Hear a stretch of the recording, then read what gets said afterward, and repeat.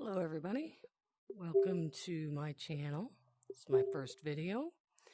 I'm here to answer the question, if you have low vision or a lazy eye, can you use the Oculus Quest 2, or excuse me, Meta Quest 2, recently changed names to Meta. You may have heard of it. It's a wireless, all-in-one headset for virtual reality, and it's growing in popularity due to the fact that the price has become quite reasonable for people to obtain. I had one given to me as a gift by a very good friend, and I just love it. I got it, I guess 2.5 weeks ago, right thereabouts, and have found just lots of things that I can do with the Quest 2. And as a low vision user myself, very low vision, I'm legally blind. I use a long white cane when I'm out by myself and to navigate the world. And I do play Xbox games, and I'm right in front of the television, a big screen, and literally, I'm not even a foot away. That's how close I need to be to play flat screen games. The Oculus has a lot of options that are lacking, but are also very good. This is one feature that I love. This is their browser. This is a page I felt comfortable showing on public channel. As you can see, it's expandable. And not only that, but you can enhance the text up to 500%, which is amazing. So if you're on YouTube and you need to see smaller print, well, here you go. The screen is movable, so you can put it up high, you can put it up low. I'm currently seated. It just does a really good job.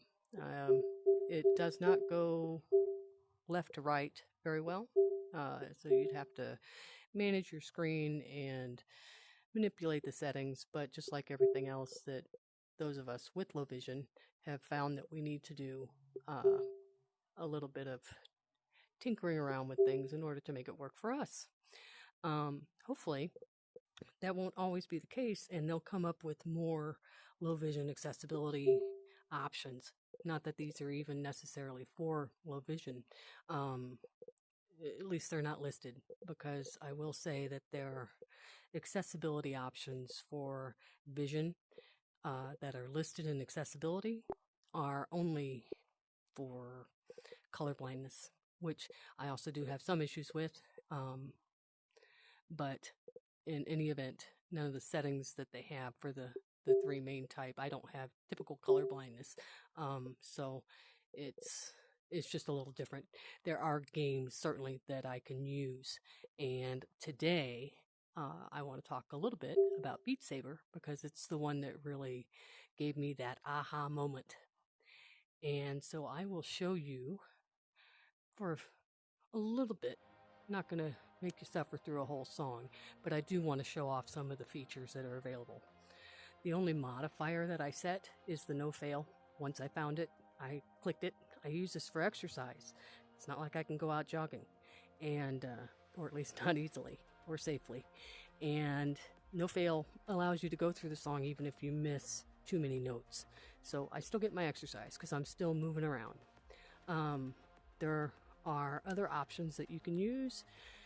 A lot of if you watch any of the YouTubers that do this on Expert Plus, which is the hardest setting, which I don't see myself ever doing, just because it's a little bit too much for me, but we'll see. I'm a Gen Xer, so will perseverance win out? I don't know. But if you're left-handed, you can set that. This large text I can read. This small text I cannot. Environments I don't change. Colors, I choose the preset that gives me this color scheme, because the songs can change. As you see the palette here, something like this would just be terrible for me. This would be awful, because your left and your right hander pinned to a certain color. So you don't want your left and right hand to be something like this, because this looks almost the same to me. I wouldn't know what hand to use. So I picked the one that works for me. And let's show you a song, shall we? This is a free album, and one that I know won't have any kind of copyright problems in case more audio comes through. Probably not going to talk too much while I show this off because the music can get a little loud. Not too loud, but I think probably louder than I can speak. So I'll just show you a few seconds here so you can see what the blocks look like. And I'm seated, which makes it a little harder. Yeah. It's a little bit better when you're standing. But as you can see, the blocks are nice high contrast. You hit in the direction that the envelope arrow is in. So that's pointing down, that's pointing up, that's pointing down, that's pointing up. Not too complicated. You can see the combo and your score. I'm not competitive at all. I do this for me. I'm not a multiplayer. You have a multiplier thing over here, though, if you are keeping track for yourself. And as you can see, there are lights back here, but they really don't interfere much with the gameplay itself.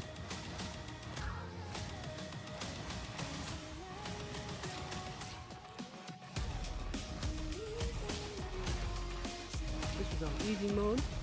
As you get more proficient and you want to move on, if you do. I played on easy for about a week, and I didn't know that I would be able to move forward, but I got better, and I did.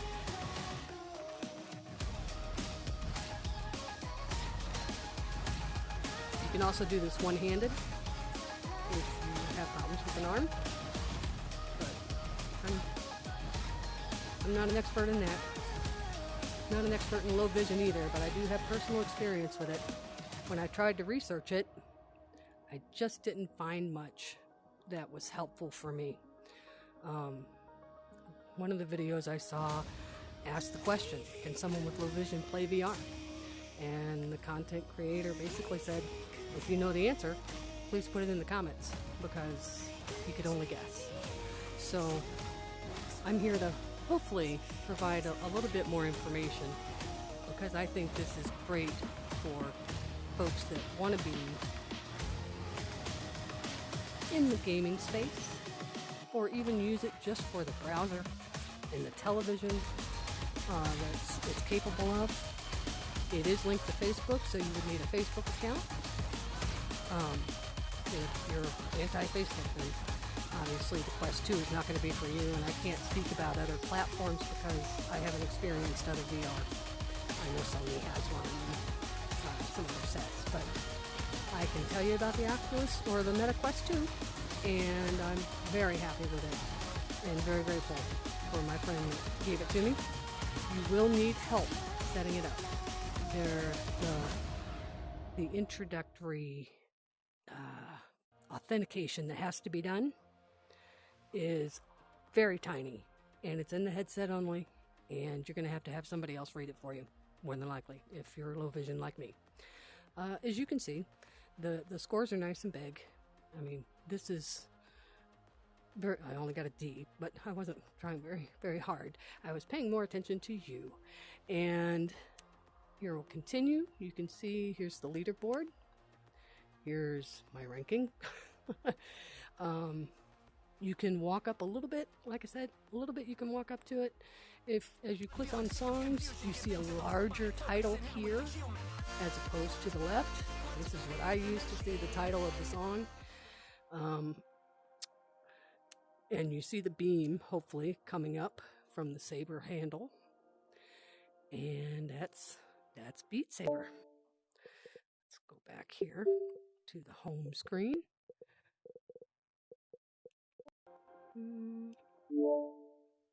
There we go. As for settings, there is a menu right down here by the clock. I'll get closer so you can see the time. It's 1:23 a.m. here. Best time for me to record. It's nice and cool here at night. And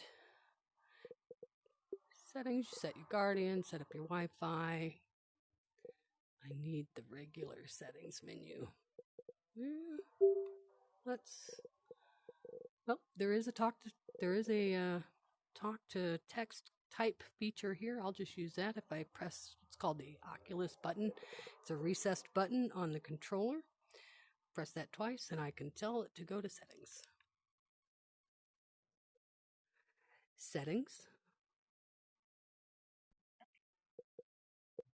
which is, oh, it was right there the whole time. How silly. Okay, so personalization, Wi-Fi system, security, experimental. I'll show you the accessibility. Text size, largest. This is as big as it gets right now.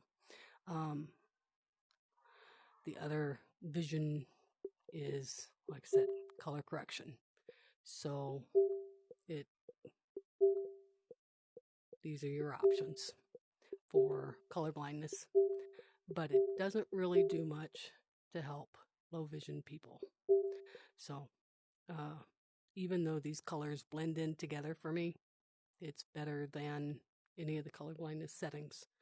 There are mobility options, but none of them pertain to vision, so I will just skip right by those. That would be for someone else to be able to speak to.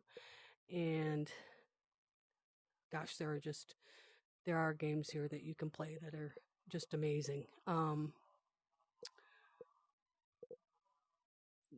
pool is good. The nice thing about many of these games is that let me just move this out of the way, that the option that you get to control your menu pops up right in front of your hand. So you can have that as close as you can put your hand to your face. You can have that menu right there, and then you just navigate it with your controller. So I'll show some of those off in future videos, just not today. Today I wanted to answer the question of whether or not a Quest 2 might be right for you. And if you're low vision and looking, if you have enough vision to in your situation to be able to see, then I would say that Quest is a great option. If you need high magnification for web browsing, for watching YouTube, let me just show that to you again with that Oculus Quest browser. We'll go back here because I know that's where back menus are. This screen, unfortunately, is not something that you can change the text size of. You can't enhance that. I don't know why. Don't know why it works on one screen and not another. But I do know the options and the icons. So I know that that's YouTube. So I could go to YouTube. I could go to Facebook. I can go to Google. And again, all of those screens you can make wide and tall with these outlined borders that are also high contrast. So I guess that's it for now. I don't have anything else to show you currently. This was like an introduction to the channel. I hope it helps answer some of the questions that you might have as to whether or not a Quest would even work for you. I would say that when you get it out of the box, have somebody help you set it up so you can connect it to your Wi-Fi. You will need an internet connection and a smartphone or computer. I use my smartphone for many things, magnification purposes and a lot of other stuff, but you put an app on it, the Oculus app, and it pairs up with it. And after that, you don't need to use your phone for it again, just the one-time setup. So it does require, though, a code that you will have in your headset.